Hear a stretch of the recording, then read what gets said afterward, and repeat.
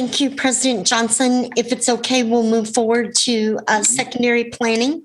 And trustees, thank you for your patience this evening. Again, it's a heavy update with lots of content this evening, important content. I have Ms. Parks, Assistant Superintendent, Ms. Jazz Parks, and Executive Director of High Schools, Mr. Paul DeAngelis, joining me. I also asked Ms. Baccalaureate to hang around just a little bit, and I know she'll be right there to help us if needed.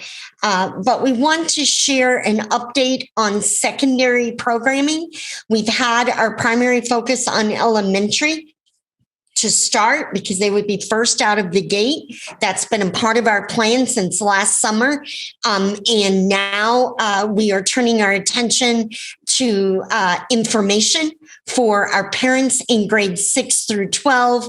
And we'll be moving trustees through a very similar process, is that our principals will be moving into community meetings where we will share this secondary information. We will also be publishing that registration. Folks call it a survey. It's not so much a survey as it is the registration for the fourth quarter of the year. We'll be publishing that late this week so that we can begin to prepare. Our high school students are scheduled and middle school students are scheduled to begin their transition on April 12th. Principals will be sharing that detailed information of how that phasing looks. Trustees, you're aware that that week of April 12th is SAT and PSAT week. We have no control over that. That's a state regulated item. So we will have, our principals will be sharing that specific information. Now, before we begin the secondary get into the secondary plan, I do want to share information around some end of the year activities. Trustees, as you know, we've been hearing from parents, particularly parents of the class of 2021, around how we're planning for end of the year activities. I appreciate Mr. DeAngelis and our high school team with Ms. Parks' support, working with our partners out at the EMU Convocation Center, where we have done our graduations for many years now. The size of the facility and the parking availability has made that a desirable location for our 3 comprehensive high schools. And I just want to share an update that we have achieved a plan with EMU for a traditional graduation ceremony based on the health guidelines as we near that first week of June time. That will either be indoors at the arena as we have done it in the past, or it will be outdoors at the EMU Stadium. The current public health guidelines will require that we limit the number of attendees per graduate. Obviously, the indoor limit will be different from the outdoor limit. So we will communicate all of that with our parents and with our graduates, and they will get the corresponding number of tickets so that we're all prepared for whether that is a good weather day and we're outdoors, or whether we might need to go indoors, which will limit further the size of the crowd. We will do this according to public health guidelines with social distancing and following all of our health protocols. But we are delighted to share this evening that we will be moving forward with a plan for the traditional Huron, Pioneer, and Skyline graduations that first week in June. We do know that the graduations will look a little different because of all of the requirements, but we're delighted to be able to say that we can do that. For community and pathways, they always pride themselves on doing things a little bit differently because of the smaller nature of their graduating class. We will also be planning outdoor ceremonies for those two campuses for the class of 2021, and we will be communicating and working with those teams to clarify those plans over the coming weeks. As we did last year, this is one of the innovations that I believe will stay with us. All of our members of the class of 2021 will be receiving their celebratory yard sign and having those distributed. So around town, trustees, over this spring, you'll begin to see the yard signs pop up to honor and acknowledge our class of 2021. So trustees, it's been a hard year, and we've shared a lot of disappointing and bad news over this time, and the trustees have had to lead that and vote on that. And I just want to mark that we get to say one thing that is a good thing for our community. So let's appreciate that, and we'll move forward with our plan for middle and high school. Trustees, we have said from the beginning, and I believe I've repeated it every time we reviewed our plan over many, many months, we have said that secondary will be far more complicated to consider on the return to in-school learning. Secondary is more complicated. Ms. Bacalor is here and can go into detail if you like. Secondary is more complicated because our students carry the full viral load. They have similar physiology to adults, and they are larger. Our schools are much larger in population, and it is worth stating our students will not be vaccinated. So while we are thrilled with the news that our staff will be vaccinated, we are in a position beginning in April of welcoming back older students who will not be vaccinated. We will keep with our priority of health and safety. And in order to keep with that priority, we need to ensure the 6 feet of social distance. We need to follow all of the Super 6 anchored by universal masking to ensure that we're keeping our high school students safe in the in-school environment. Just on Monday, and we'll go to the next slide, trustees, so you can see the numbers. Just on Monday, we see the number of students and staff involved in outbreaks over last week. This data was reported through on March 8th, on Monday afternoon. And you see there are 226 staff and students infected in 47 K-12 outbreaks. That is just last week. I want to point out from that data that the large majority of those cases, 77% of the new cases involved secondary students, and 68% of the ongoing cases are at secondary level. So I point to this data not to discourage any of us from return, but to balance, trustees, the mindset that we have had in planning for our secondary students to return. You saw tonight that it's approximately 5,400, perhaps as closer to 5,500 elementary students.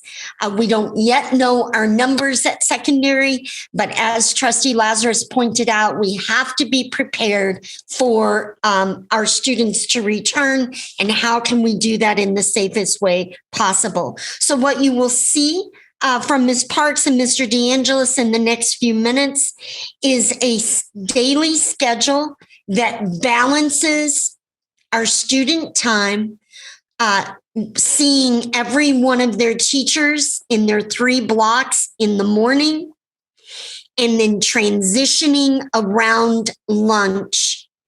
We know that having students together in an unmasked lunch period, even with assigned seating, there are risks inherent in that environment. So we will balance the secondary day with that 8:20 to noon, roughly, in school, engaged with their teachers, seeing every teacher, and then transition during the noon hour, providing those lunches to our students as they exit the building, and everyone can participate in that free lunch. No paperwork required. We're able to provide that for anyone. And then beginning at 1 o'clock, right around the 1 o'clock hour, students will engage in their virtual experience, revisiting those classrooms and teachers virtually. This will allow our older students to be in the home environment prior to the dismissal of our youngest students. We've heard from many families the need to have that support at home. It will allow our students to balance their day between the rather very strict protocols and restrictions that will be required of an in-school environment, and balance that with the afternoon in the virtual experience. It will also allow our teams to focus in on a support and intervention approach in the balance of the day that, frankly, our teachers and teams are looking forward to. I do want to point out, Trustee, that large districts, other of our large district peers, such as Troy and Plymouth Canton, have used schedules virtually identical to what we are bringing to you this evening. So I do appreciate your patience. We are not out of the woods with COVID yet. And we do recognize the very real risks involved, particularly at the secondary level. We know that our surrounding districts typically have brought back very low percentages of their secondary students. In other words, many families, both in the surrounding community and across the country, choosing to remain in virtual at secondary. Our hope is that with this more balanced day schedule, that will be able to bring back a greater number of students who are in need of that face-to-face contact.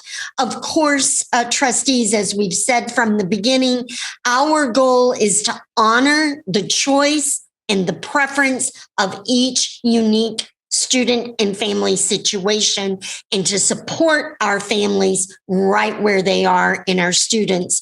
So we're not here tonight to convince anyone that returning to school for secondary this spring is the best idea. We have confidence that our students and parents can review the information and make their own best decision, and it is our role to support that. So with that, Ms. Parks and Mr. DeAngelis have prepared some information to help you all, trustees, and our community get a peek into what is involved in the secondary hybrid in-school learning model. Ms. Parks. Thank you, Dr. Swift, and good evening, trustees. Mr. DeAngelis and I are going to speak to the stage 4 phase return of students in our grades 6 through 12, beginning April 12th. As we have said all along on the next slide here, our families will have the option to remain fully virtual. Students who remain fully virtual will have their daily instruction take place in much the same way as they are currently experiencing. So there won't be changes there. Safety remains our critical priority, however, in our return to in-person learning. And in order to ensure that our safety protocols are in place and our training is in place in our schools with our staff, and to ensure that each classroom is appropriately distanced and balanced, we are going to ask families to make that choice, just like we did for our elementary families, in advance of the transition to hybrid learning. So to that end, we are going to have secondary families will receive a registration survey so that they can inform us of their plans to either return to hybrid instruction or to remain remote. And secondary families can expect to receive the registration in the coming days. And in order to assist our families with making their selections, all of our schools at the secondary level will be hosting next week school-based information sessions so that families have the most accurate information and the most robust information to make their selection. So at those meetings, families will be able to hear what the hybrid in-person learning option looks like in their specific school. So there are some responsibilities as a review, because we've talked about this before, in particular with our return for our elementary students in stage 1. There are some responsibilities, both family responsibilities and student responsibilities, that are a component of the in-person hybrid learning option.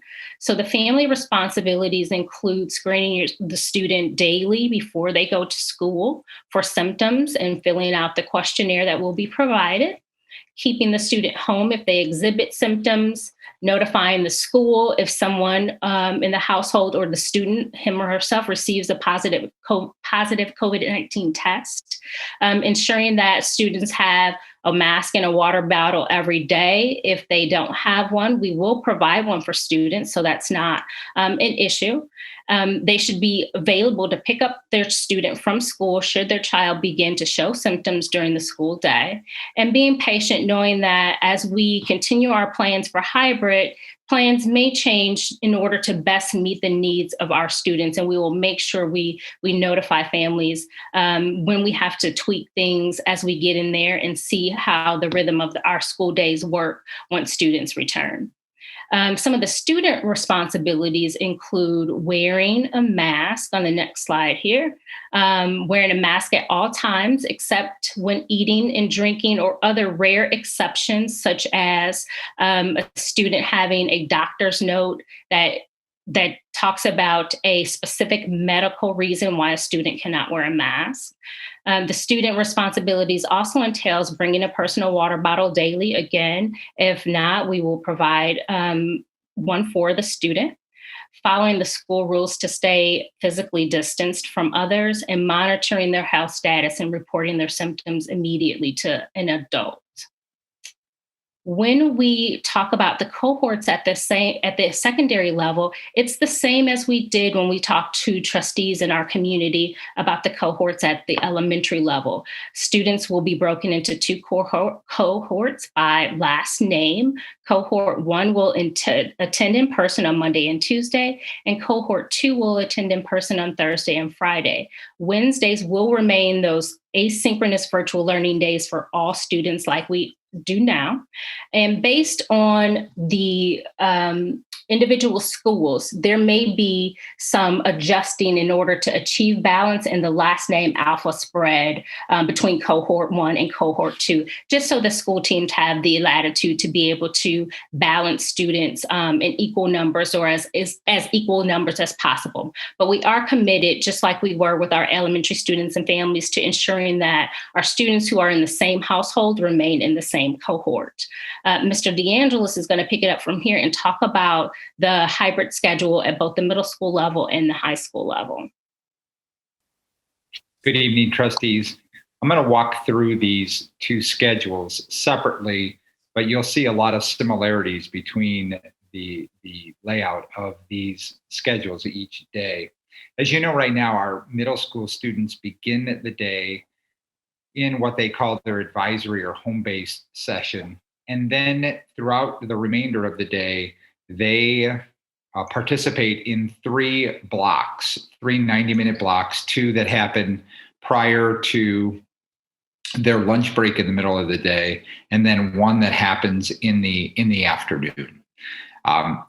In this new revised schedule for the return to school, the return to hybrid, we're looking at breaking up those long blocks into really two parts, a morning session and an afternoon session. And so you'll see that in the schedule, and I'm just going to use Monday as an example, students will arrive at school around 8:20 in the morning. And for the first 20 minutes of the day, they will attend their advisory, their home base.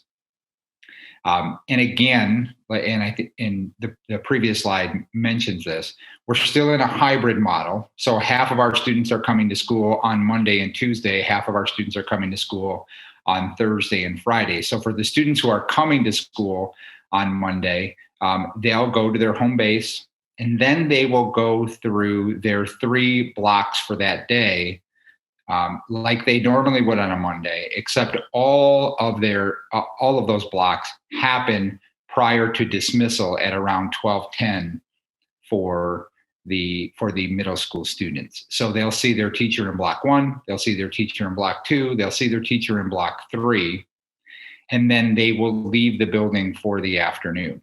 So to break this down a little bit more, cohort 1 on Monday and Tuesday are going to be, and the term was used earlier in the meeting, and we've been using this playful term, but the cohort 1 on Mondays and Tuesdays will be your roomies. They'll be in the room. And cohort 2 will be your Zoomies. They'll be at home logging into the class and seeing the experience of the class session on Zoom. And then that reverses on Thursday, Friday. On Thursday, Friday in the morning, your cohort 2 are your roomies. They're the students that are coming to school. And cohort 1 would be Zooming into the sessions. But then in the afternoon under this schedule, everyone is remote. So students following the 3rd block or the 6th block, depending on the day, that are those students that are in school, will then board buses at the middle school or be picked up by their parents, walk however they get home. They'll have an hour of transition time. And then in the afternoon, teachers will be in their rooms and teaching both cohorts remotely and finishing up the lesson for the day. So in our 90-minute block or the 105-minute block that I'll talk about in a moment at the high school, there's typically a short transition period or a short break in the block that teachers build in. Here, that block is kind of built into the middle of the day. So at the middle schools, they'll participate in a 60-minute learning session in the morning. And again, some students will be in person, some students will be remote. And then they'll finish up with a 30-minute session at home in those same sequence of courses each day. Again, as Dr. Swift talked about, this type of a schedule removes lunch, which is obviously a concern where students are unmasked for lengthy periods of time. But I think what it also allows is for teachers in the afternoon to be teaching in the virtual mode that we've been accustomed to all year and done really a good job of. And so where there are challenges when you have some students face-to-face and some students virtual, we eliminate some of those challenges and really are trying to create some unique opportunities around instructional design in the afternoon where all students would be remote. Can we go to the next slide and I'll show how the high school schedule compares? So at the high school, the advisory is in a different part of the day. And so rather than students coming to the high school and moving right into an advisory period, advisory is at a later time in the day. And under this schedule, advisory will remain virtual or will remain remote. Students will be logging in via Zoom to their advisory period. Here at the high school, again, and this is color coded, so you can kind of see cohort 1 would be the red group, cohort 2 would be the blue group. So on Monday and Tuesday, cohort 1 would work through hours 1, 3, 5, or hours 2, 4, 6 in person. So they would be the roomies. And cohort 2 would be Zooming into those classes on Monday and Tuesday. And then it would flip. On Thursday and Friday, cohort 2 becomes your roomies. They're the in-person students, with cohort 1 Zooming into those classes. Just like the middle school, Students will see all of their teachers for that day, hours 1, 3, 5 or hours 2, 4, 6. And then they will have about a 50-minute period of time to travel, get on a bus, grab a lunch, be picked up, however they get home. And then when they get home at around 12:45, and again, these times may change by a few minutes as we work out some transportation issues and just make sure that we've got ample time for students to move about. They will log in and attend their advisory. Trustees, you know that we've made some adjustments to advisory. So only on Mondays and Fridays for most students is there a formal lesson, and we've used Tuesday and Thursday as kind of an opt-in or a help session for students. So there is some flexibility throughout the week with the advisory period. And the way advisory is functioning now at the high school will be the same way that we do it when we move to this schedule. And again, just like we did at the middle school, for about a 30-minute block of time, students will log back in to their either first, third, fifth, or second, fourth, and sixth hour and complete the lesson or complete the instruction for that day. Trustees, you know that we have also built into the high school schedule a 7th period for students that are looking for a little bit more flexibility in their schedules. And that 7th period will remain at the same time it is now. Actually, it's about 10 minutes earlier because we've adjusted the start time for high school. But it'll happen at the end of the day. And 7th period will be remote for the remainder of the school year. So students who have a 7th period will not be in person at all for that course. It'll remain remote and be locked in at that end of the day time at 3:20. So Jazz, if you could go, or Andrew, if you could just flip to the next screen. So this is just a little bit of the narrative. And again, it just kind of explains what I've hopefully explained to you in the last few minutes. On Mondays and Tuesdays, cohort 1 is in person for the morning blocks. Cohort 2 is remote. So cohort 1 are your roomies, they're in the room. And cohort 2 are logging in through Zoom. Both cohorts are remote for the afternoon blocks. In this model, and I think it's important to note, and I think it was mentioned earlier in the meeting, our students in our self-contained programs will remain in person all day.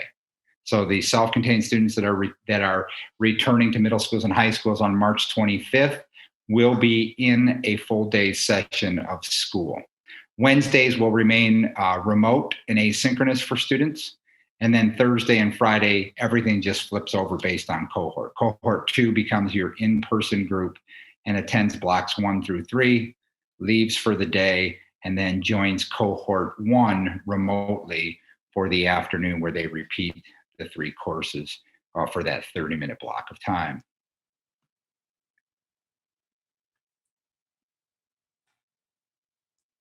Very good. I believe, Ms. Parks, Mr. DeAngelis, that concludes our focus on the secondary plan. It's intended to be a general overview, and we would move then toward our school community meetings that will provide a great deal more detail.